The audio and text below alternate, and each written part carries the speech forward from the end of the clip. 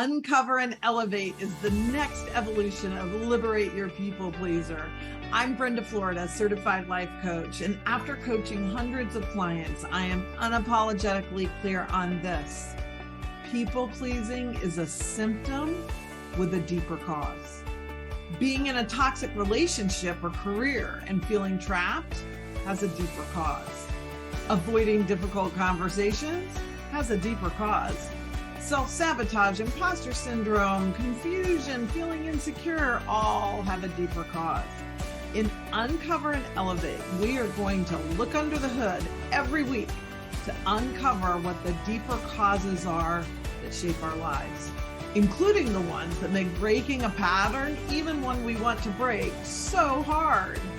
Then we will elevate our lives with tools designed to transform those deeper causes and deal with the symptoms. Join me each week as we uncover and elevate our lives. And now, here's this week's episode of Uncover and Elevate.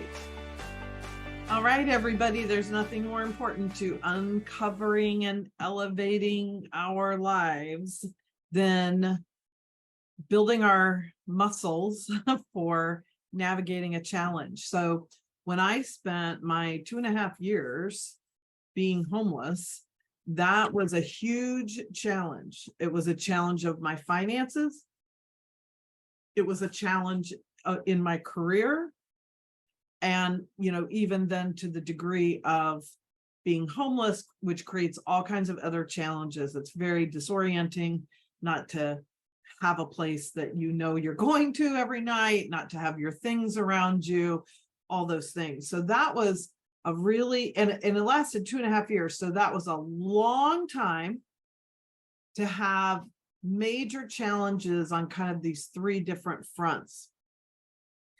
And so I told myself when all of that was happening to me and I was working diligently with the very same tools I'm going to give you today, except the one I didn't do very well with, which I'll share with you. It's a tool I'm going to give you today. I just didn't do a very good job of implementing it while I was going through my challenge. But I told myself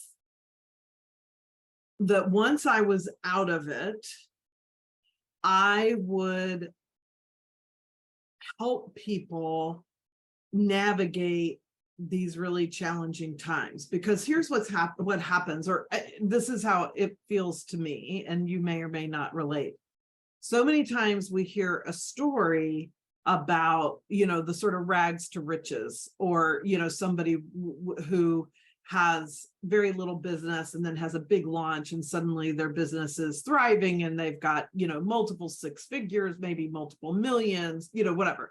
And so you get or even something on a more spiritual plane, like Eckhart Tolle, who, writes The Power of Now,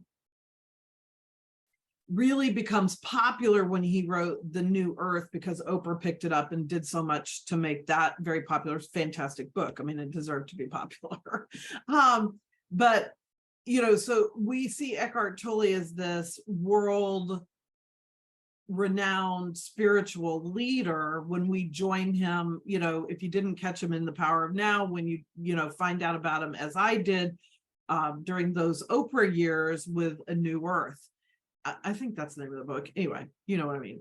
So I have heard him tell his story about being suicidal, and then in his moment where he was like, ready to take that kind of physical action to kill himself, to end his life, he realized there was like this thought that was thinking him that he, needed to end his life.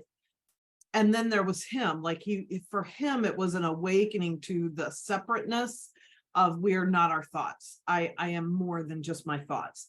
And that sort of took him on his journey, which included 2 years, as he describes it, of living on a park bench, so being homeless. And so I was so I heard that years ago, and I'm like, oh, wow. And, lots of people, the guy who wrote, Neil Donald Walsh, who wrote Conversations with God, he was homeless and got his inspiration during his homelessness on his park bench for that, what became that book, Conversations with God.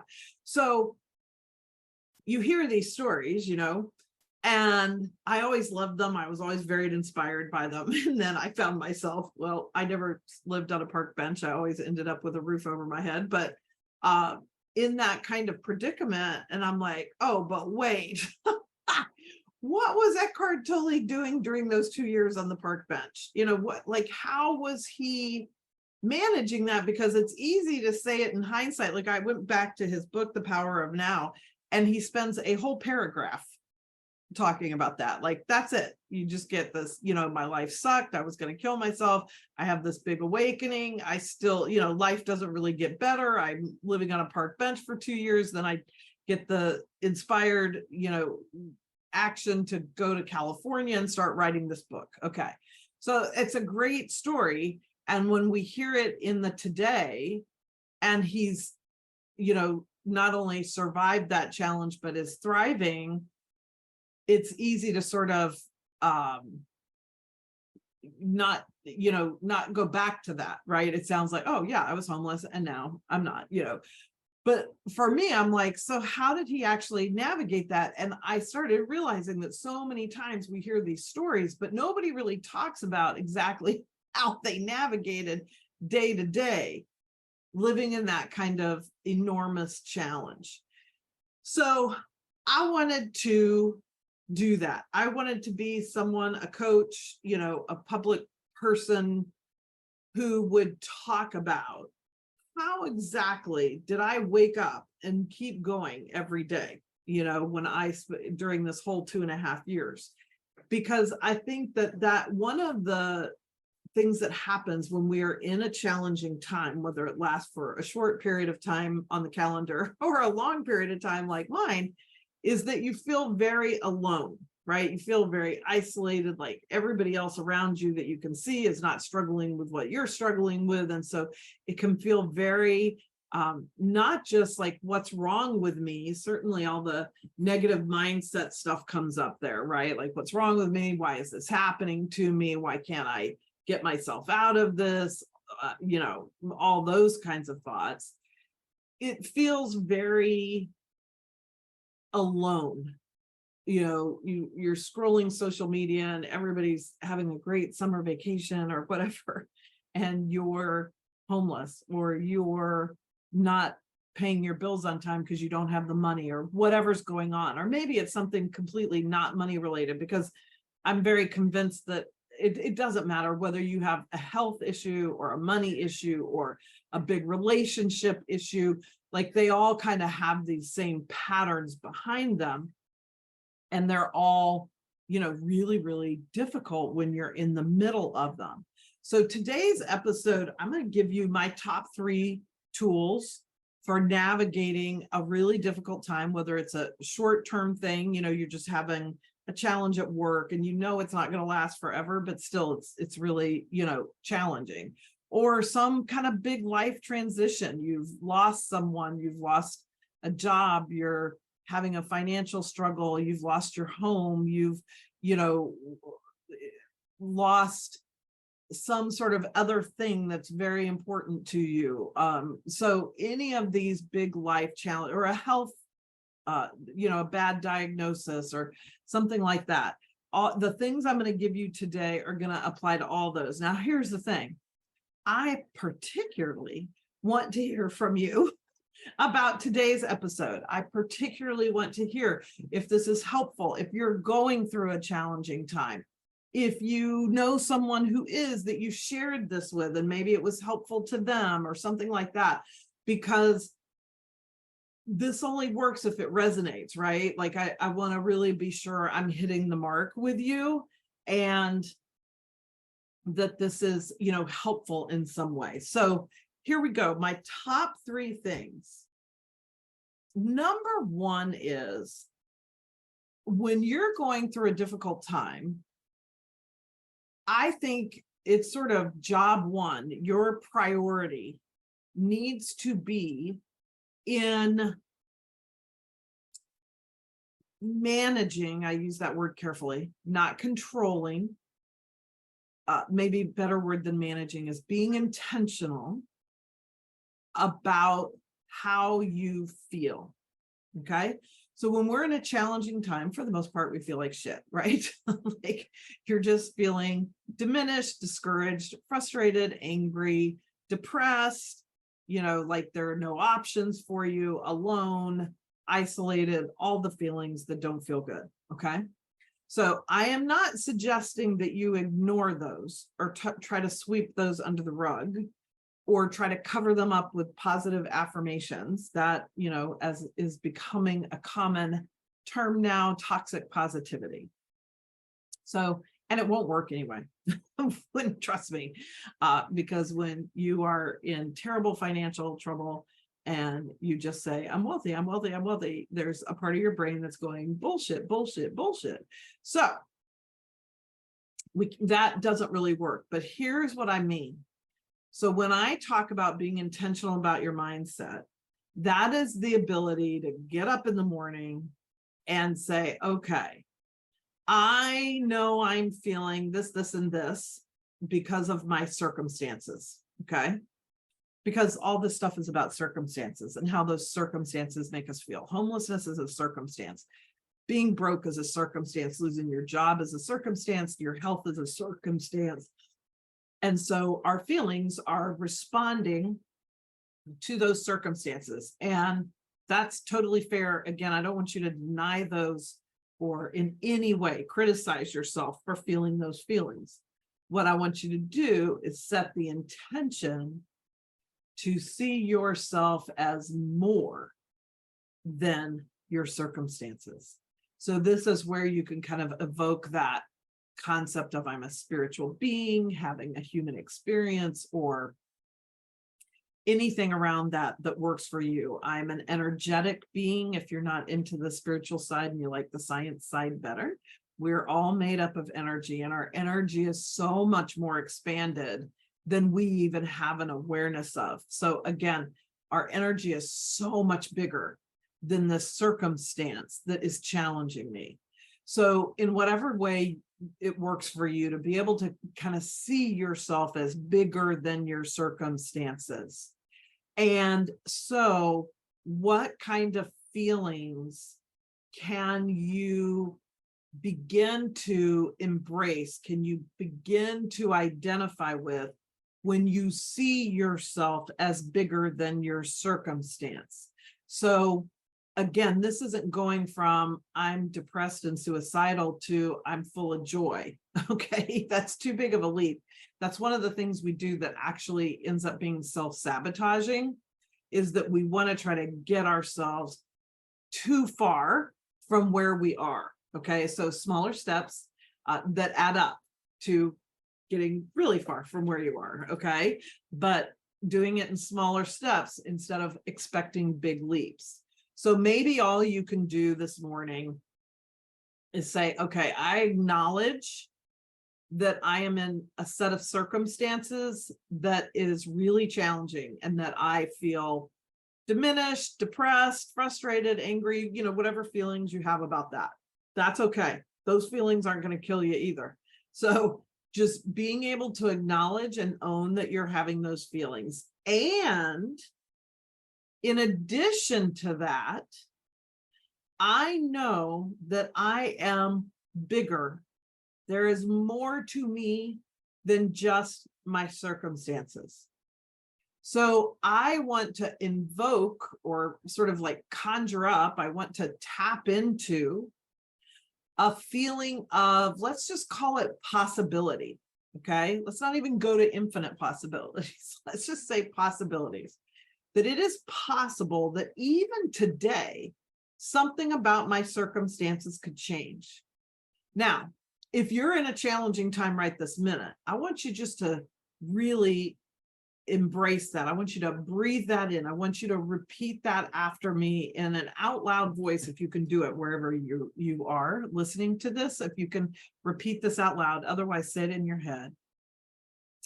I am more than my circumstances. And when I remember that I am more than my circumstances, I can tap into possibility. I am more than my circumstances. And when I see myself as more than my circumstances, I can tap into possibility.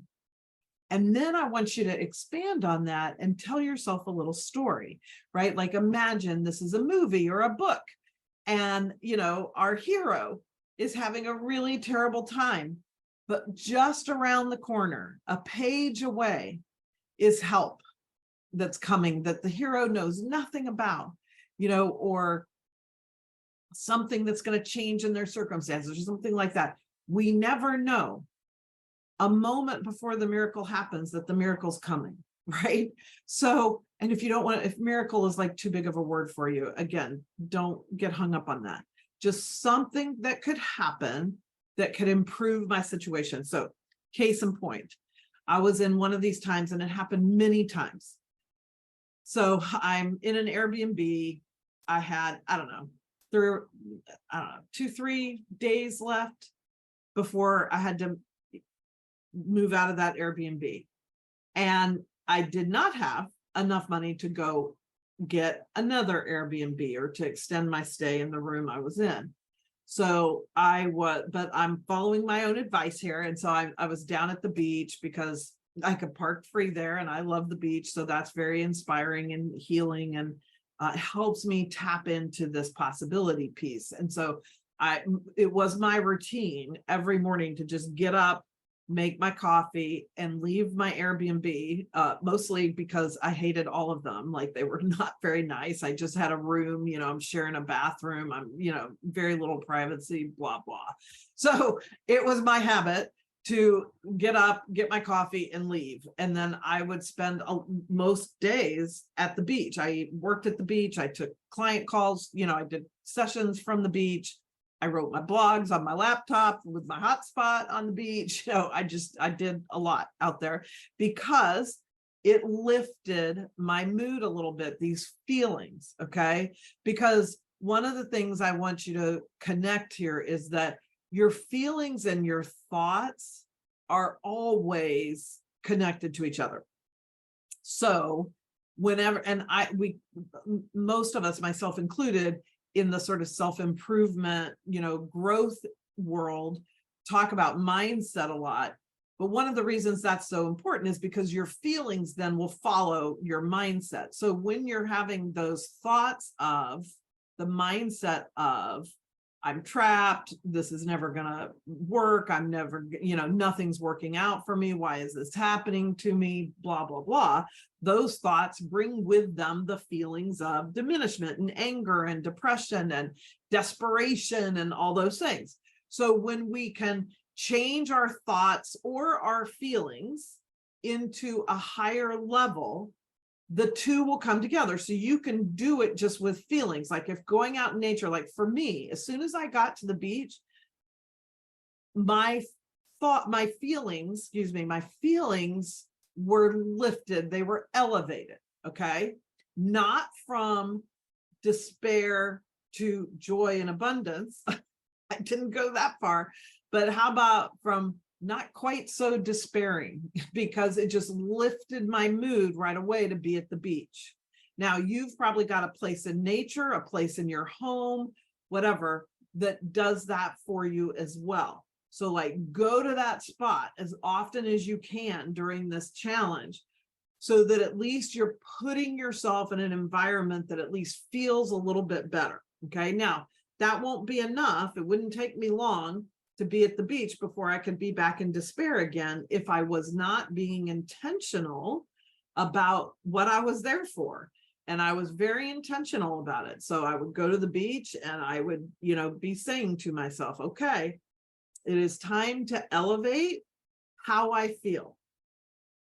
And sometimes I would do that by just directly going to my feelings. I would just stare at the water and think of the majesty of it and the beauty of it and how powerful it was. Because during my time, and this is very common when we're in a challenge, part of it is we're feeling powerless.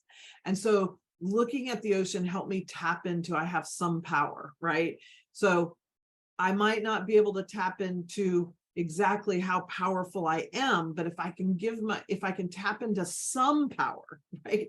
5% power is better than 0% power. So again, giving yourself the grace to just slowly upgrade in small increments, not I have to immediately change my mindset and be in joy and abundance. Nope, it's probably too far. Once in a blue moon, you'll be able to accomplish that. And the risk is that if I try to do that and don't make it, then right away that inner critic chimes in. So this going in kind of small increments is a great way to also manage that inner critic that is having a heyday when you're in a challenge. I mean, mine was telling me every scarcity belief my family and my religion ever had, and proving that I am proving the point, because I followed my dreams instead of following the rules, and now I'm broke and homeless. And, so I'm having all kinds of mindset things coming up to diminish me. So if I just try to go, oh, okay, I'm at the beach, let's go to joy and abundance, those mindset pieces are gonna self-sabotage what I'm trying to do there. But if I can just go to, hey, I got a little bit of feeling of possibility. I'm feeling a little better just looking at the beauty of the ocean, just lifts my spirits a little bit. Okay, I got to notice that I'm being intentional, and I'm being really, really aware. And those voices of diminishment might still be in the background. That's okay. I'm just not giving them my attention. So there are many things in our lives that are surrounding us that we are not paying attention to. Okay. So they're there, like when you drive down the highway and don't even notice a billboard that's up, it's there, but you aren't paying any attention to it. So it's not impacting you. So those negative thoughts and those thoughts of diminishment, they can kind of become the same way. It's just like, okay, I'm just not paying attention to you. I'm not giving you energy. What I'm giving all my attention and energy to is the beauty of this ocean in front of me, the sunshine, the waves, the power of it. That, oh my gosh, if an ocean like this can exist in the world, and the rhythm of the tides and how that's tied to the moon, if all of that can happen without me paying any attention to it, right? I'm not controlling that. I'm not trying to make that happen. That's just happening. The force that is making that happening can help me improve my situation, and so you start to crack that door to a possibility. And so then I like to tell myself a story, and I might just make it up, or it may be something I've read or been inspired by, like the Eckhart Tolle thing. Like, okay, I know lots of famous and wealthy people who have spent their time on a park bench. So no problem. My situation is temporary, and I'm going to look back on this when I'm famous and a millionaire, and it's just going to be part of the journey. Okay. Because that gets me out of feeling buried by my circumstances today and gets me looking at it from a broader perspective. And I can look back to other challenging times in my life and go, oh yeah, like they were hard at the moment, but then each one of them took me to my next greatest achievement. So, maybe that's what's happening here. Okay. So I can start to tell myself a story of, hey, there's possibilities here. Something could happen to me today that I don't even know is going to happen that's going to improve my situation. So back to my story, I'm walking on the beach. I'm a couple of days away from needing to be out of my place, no money to get another place.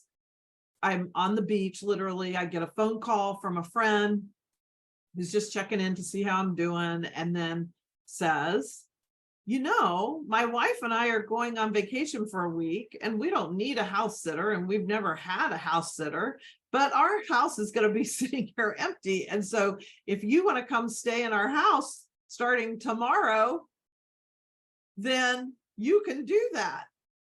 And the only thing we might have you do is water a few plants. And I was like, great. Okay, so now all of a sudden I have a place to live for a week. It's not going to cost me anything.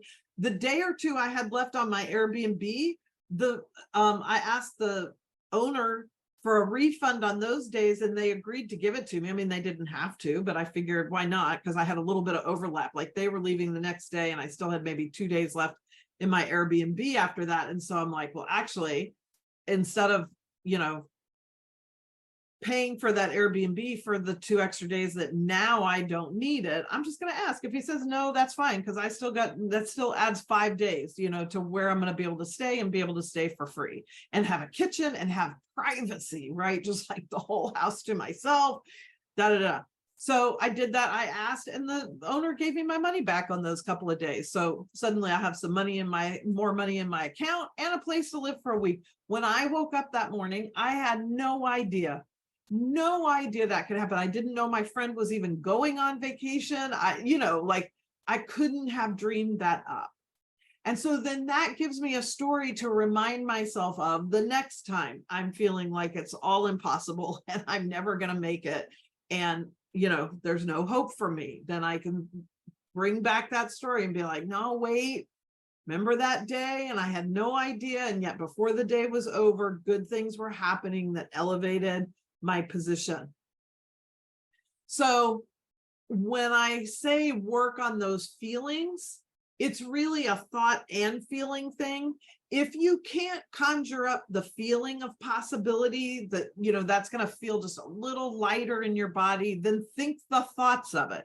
Because if you think the thoughts of the possibilities, the feeling of it will come. You will notice if you just, if for you it's easier to train your attention on the thoughts, then just keep thinking the thoughts. Tell yourself the story, tell yourself the thoughts of what's possible, that these things are temporary, that lots of people have been through situations like this and come out of it, whatever it takes, then the feelings will come, because your thoughts and your feelings are always like two sides of the same coin. And so whether you do it with the feelings, if you do it with the feelings and you can just tap in to that feeling of possibility, the thoughts of possibility will follow. Okay. So to me, and for me, that was my number one priority every day. That's what I woke up with every day. My job today, my purpose today is to elevate my thoughts and my feelings into that realm of possibility. Okay, so that's my number one, but close behind that, because it will impact your ability to do the other one too. So maybe there's no 1 and 2 here. Maybe it's 1 and 1 is taking care of your body. So this is the easiest thing to both ignore and potentially abuse when we're in a challenge. I can promise you I was not eating very healthy because I was eating so weird. I had no refrigerator to put food in. I'm just I also don't have a lot of money to spend, right? So I'm not buying nice food. I'm not, I'm eating really weird. Like the best thing I did probably was like to stop at a grocery store and buy a pre-made up salad, and have the salad. But plenty of stuff that wasn't that good either, plenty of slices of pizza or a burger at a fast food place for $2.50 or whatever, because my money was such an issue.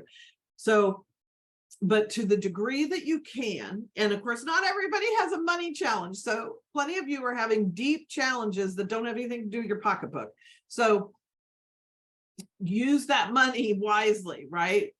Eat good food, eat healthy food. Make sure you're sleeping at night. Now that can be a big thing. Now I will tell you, and not every, I'm not a doctor and I'm not advising you to do this, but I will just be honest and say I had sleeping pills that I used.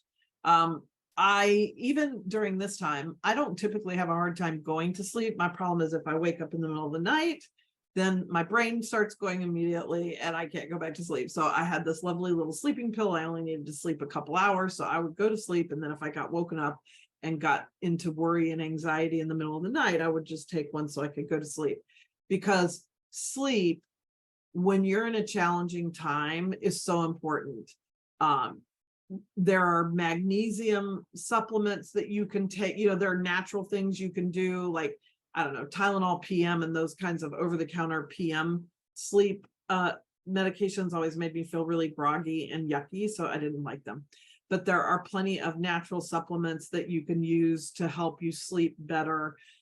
If you live in a state where it's, where marijuana is legal, as I do here in California, I have a gummy I take a lot of times at night that's to promote sleep, so whatever you need to do that is legal and not harmful for you. This is no time to be, like, oh, I should be able to sleep fine without it. Just do it. Do what you need to do to be able to sleep in a way that's healthy. Okay.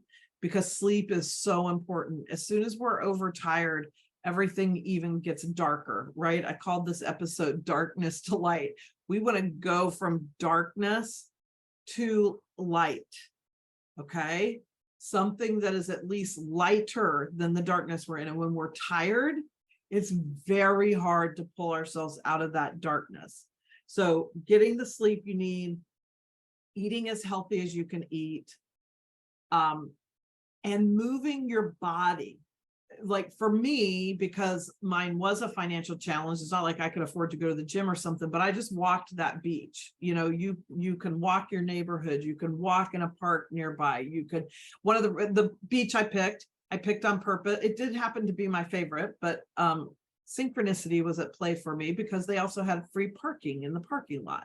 So there are a lot of other beaches that I've gone to and enjoy here in Southern California, but you have to pay a meter or a parking lot fee to park. So I would go to, that would have made it out of my budget. I was just happy to have the gas to get to the beach, right? So I went to a place where it was free to park and I'd walk on that beach. So there's some kind of park or something near you, or maybe it's your own neighborhood or your own backyard where you can get yourself in nature, where you can walk. Like nature and moving your body are so important, because being able to surround yourself in beauty and moving that body, because all this anxiety and depression and frustration and diminishment that you're feeling in the middle of a challenge, it all stores up in your body. And so we really need to move our bodies. Again, if your challenges don't have anything to do with money, then just make sure you're going to the gym. Go, or whatever exercise you like to do. Go out and run, go ride your bike, go, whatever it is, get your body moving. And again, if you're not having a financial challenge at all, then it could even be a great time to just like work with a personal trainer, not to build the best muscle bound body you've ever had, maybe, but just to have that support. You want to bring all the resources you can to serve you in your self-care. So this is when absolutely it's time to hire the coach. Even as broke as I was, I found ways to get coaching in my life, right? Like, okay, I have the benefit of having friends who are coaches. So sometimes we traded. But I also had coaches gift me sessions. Sometimes I would sometimes make a couple $100, and sure, I had bills to pay that money needed to go to, but I'd see a program on abundance or on, something that I did one with that I love with Panache Desai and Michael Bernard Beckwith that was just called Limitless. It was to get us in touch with our limitless nature, right? So, and I'd spend $300 on that course instead of spending it on my bills, and somehow I, still made it, or not. Like I ended up filing bankruptcy. So, that happened, but it was so much more important to me. And I'll say, even with the benefit of hindsight, I'm so glad I spent that money on those programs or on the, private sessions with coaches or whatever. And I'm grateful for the ways that I was able to barter it, or, the gifted sessions I've had. And I do that for clients. Sometimes I've had clients that, I've reduced my price dramatically for, or, whatever. Occasionally I have people who are willing to give money on behalf of another person's coaching package with me, whatever, because, I've been there, done that. And more than anything in these challenging times, we need support. So you need to bring all the resources to bear that you can possibly bring. And to me, I didn't have a lot of money to spend on it, but I could get myself to the beach. I could get myself in nature. I would walk to keep my body moving, just do the best I could do with the food. Worked to not do things abusive to my body, like drink too much. I love, any of you who follow me very closely know I love my cocktails and wine and champagne, and so I was just careful not to overdo it in that regard, because you don't want to do things, and people who smoke a lot of pot, or not even a lot, but like that can be that can be something that can be good.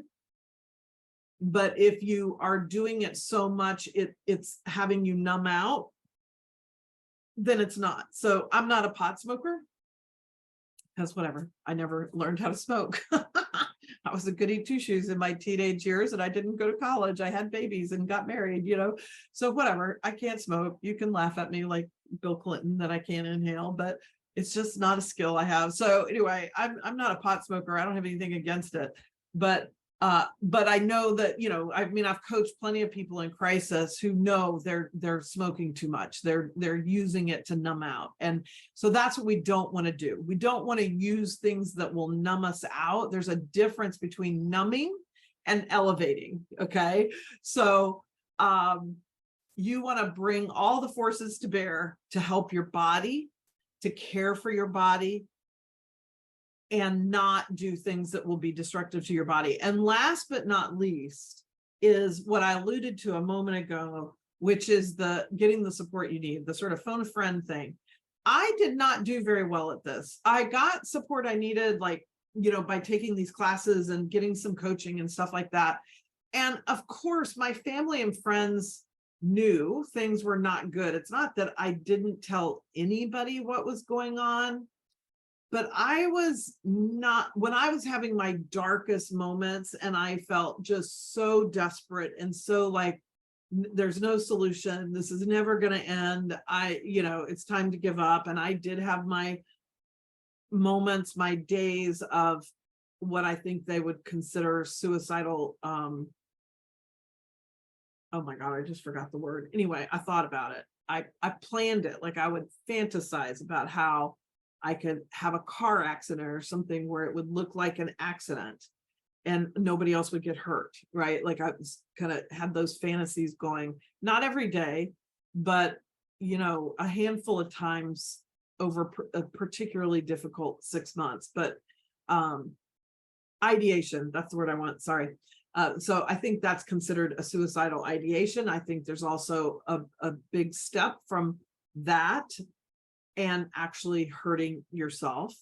But wherever you might be in that spectrum or not there yet, just having a really hard time and feeling very hopeless. Oh my gosh, hopeless. It just all felt so hopeless to me, that you reach out to somebody and let them know. And I was not very good at that. Once I got to where I was really like, I would talk to my friends or family when I was feeling hopeful and, tapping into that little bit of possibility.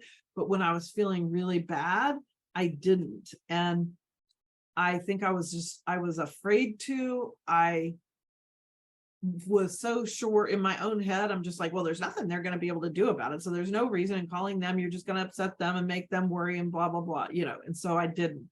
So I would encourage you to be better at that than I was, because every one of my family and friends would have gladly, if nothing else, shared that space with me. So yeah, it may be true that phoning a friend isn't going to give you a solution that's going to make all your circumstances go away. But it does give you that feeling of not being alone in it.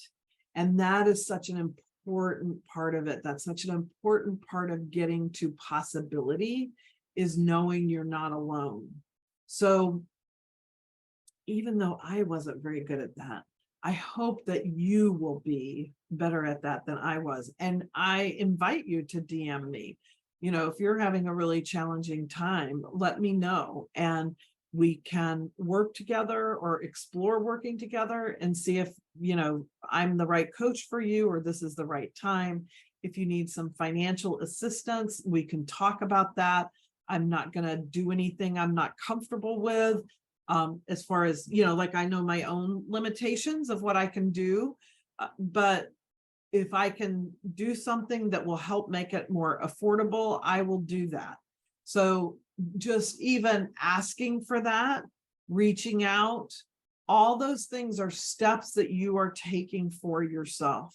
And the voices of diminishment, the voices of despair, they don't want you to do that. They want you to believe it's hopeless. They want you to believe nobody can help.